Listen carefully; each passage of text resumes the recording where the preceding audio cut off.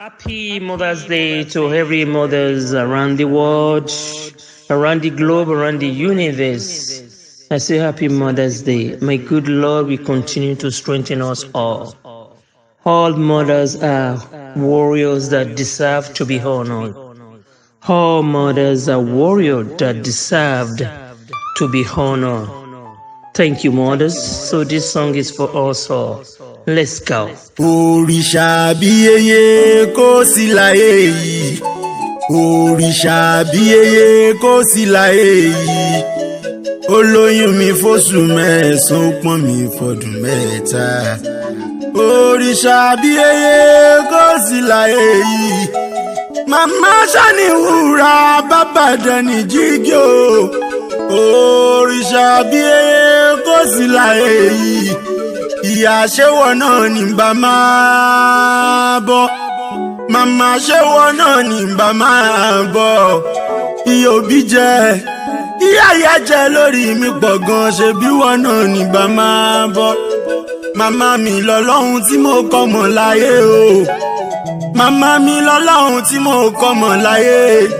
Màmá ló jẹ́ kí n mọ̀ pé nìkan bẹ́ẹ̀ tó dá wa sáyé. Ìyá ní wúrà lọ́jọ́ kọjọ́, kò sóhun bí ìyá ẹni tí ò ní màmá láyé. Mo kí yẹn kó àfaradà o, àwa tá a ní màmá ẹ jẹ́ ká tọ́jú màmá wa. Màmí Bọ́láńlé ọmọ ọ̀gá o, ẹ dákun ẹ sọ̀rọ̀ ká gbọ́. Àìsàn ni mo ṣe kí n tó dọ́lọ́ ọmọ, mo tẹ́ ni mo tẹ́ ṣọ kọ́mọ lè wá o. Àìsàn ni mo ṣe kí n tó dọ́lọ́ ọmọ. I don't know about you. Àìsàn tí mo ṣe ó yé mi ó yọ lọ́rùn.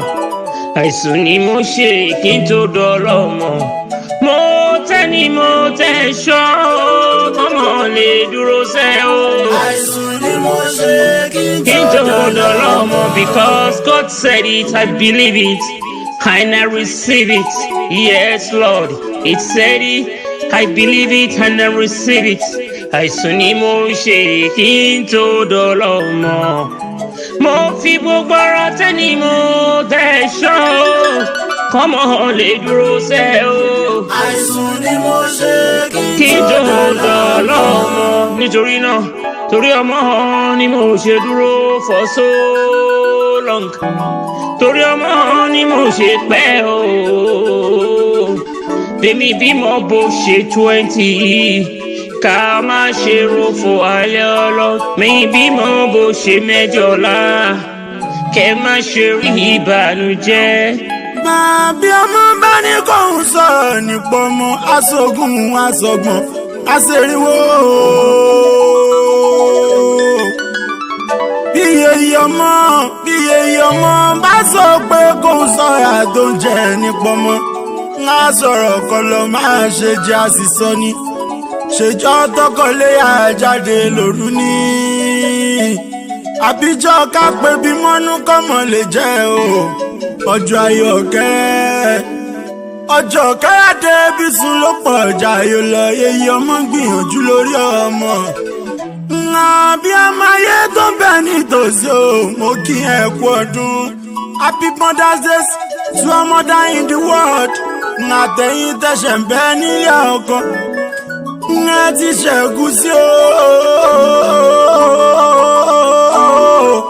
Ẹ̀yin lẹ́ ó jẹ̀bẹ̀ lọ́lọ́ba tó láyé, mo bá yín ṣáámi. Torí ọmọ lẹ̀ ṣe dúró, torí ọmọ lẹ̀ ṣe dúró. Bẹ́yìn bímọ bó ṣe mẹ́jọlá, kẹ́ má ṣe ròfò wálẹ̀ gbogbo abiyamọ. Àkílákí lórúkọ tèmi jẹ́, Bọ́láńlé ọmọ gàmà ló gbé mi wá o. Thank you so much for listening. All mothers are warriors that deserve to be honored. I give kudos to all mothers around the world. God bless you. Bọ́láńlé Ògúnṣọlá.